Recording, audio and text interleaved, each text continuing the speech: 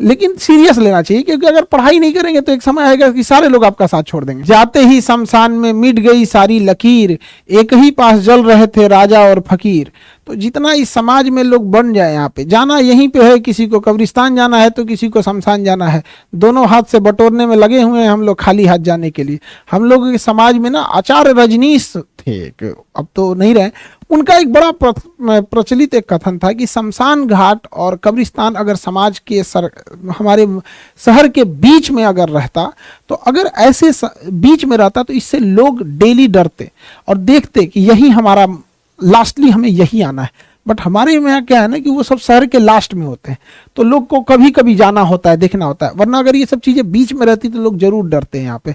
इसलिए कभी किसी को भी अपने ऊपर अहंकार नहीं करना चाहिए। जब सोने की रावण की लंका नहीं बची, सिकंदर जैसा राजा नहीं बचा, तो हमारी आपकी क्या ही बिसात है हम लोग की। तो एक दूसरे से जब तक रहें यहाँ पर इस पृथ्वी पर, एक दूसरे से मिलजुल के रहना चाहिए। आस पड़ोस में ही से हमारी शुरुआत होती है यहाँ पर।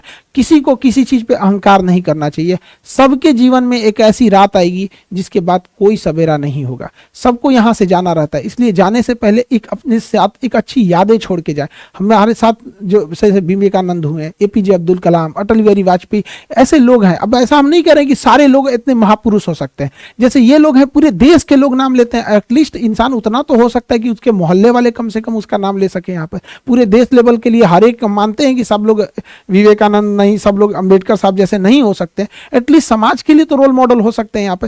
तो कोशिश करें हम लोग कि अपने परिवार और एटलीस्ट समाज के लिए, मोहल्ले के लिए तो रोल मॉडल बन सके हम लोग। जिंदगी को ना एक लूडो की तरह पे समझेंगे तो काफी आपको सीखने को मिलेगा। हम लोग जब लूडो खेलते हैं ना तो उम्मीद करते हैं 6 आएगा, लेकिन एक भी आता है ना तो चलना पड़ता है। जिंदगी में भी यही होता है, उम्मीदें बहुत होती हैं, थोड़ा भी मिलता है तो चलना पड़ता है हम लोग को।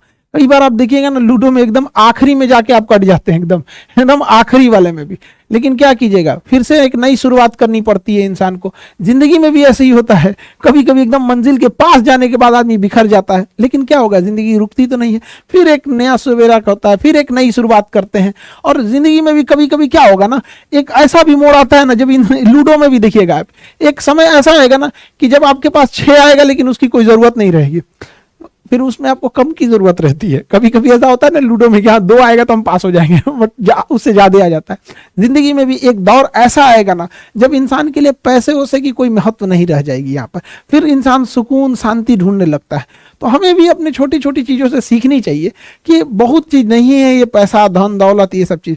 इंसान बेहतर होना चाहिए एक दूसरे के प्रति। इसके बगल में बैठने वाले गरीब को एहसास नहीं होना चाहिए कि वो व्यक्ति गरीब है। जिंदगी चलती रहेगी अपनी यूं ही, लेकिन सबको मुस्कुरा के रहना चाहिए। जब हम मुस्कुराते रहते हैं तो एक पॉजिटिव एनर्जी बनती है हमारे आसपास में। उससे क्या होता है कि किसी भी विकट परिस्थितियों से लड़ने का एक मौका मिलता है। तो हर इंसान को मुस्कुराते रहना चाहिए, ज्यादा ये नहीं देखना चाहिए कि कौन क्या कर रहा है। हमारा समाज ने तो माँ सीता को अग्नि परीक्षा में बैठा दिया था। सोचिए, उन्हें वनवास हुआ था तो उनकी क्या ही गलती थी, उतना लंबा वनवास काट के आई, उधर रावण की लंका जली, क्या सोच के आई होंगी अपने गाँव वापस अपने घर पे कि अब हम घर में परिवार के साथ खुशहाली से जिएंगे।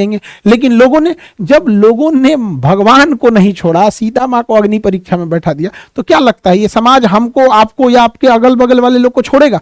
कभी नहीं छोड़ेगा यहाँ पे।